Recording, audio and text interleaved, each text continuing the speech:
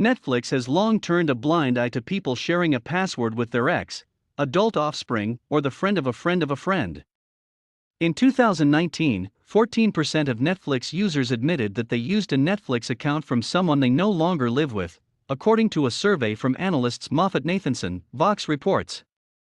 At the time, Netflix had 139 million subscribers around the world, so about 8 million people weren't paying. For a while, Netflix was okay with that.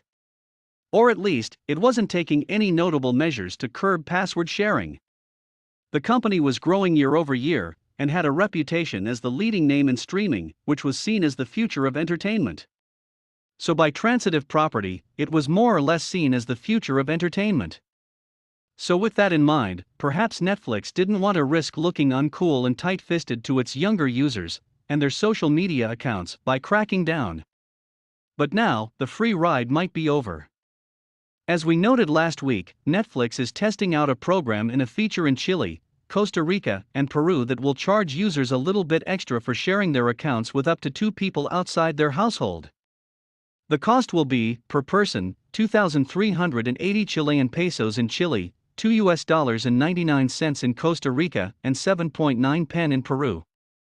In a few weeks, Netflix will begin noticing users of the charges.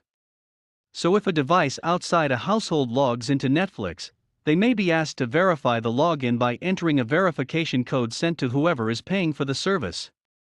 Essentially, Netflix will keep nagging you until you get your own account, or the person you are mooching off of pays a bit extra.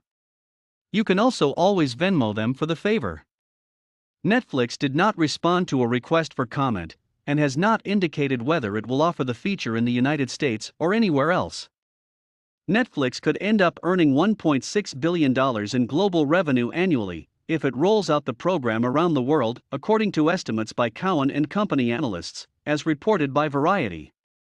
That would amount to a 4% upside to Netflix's 2023 revenue projection of $38.8 billion. According to Cowen and Company's survey, about 10% of the country's 116 million broadband households include someone who watches Netflix without paying for it. The firm estimates that about half of the people not paying for their password will become paying members, and that half of those new members will get their own separate paid account.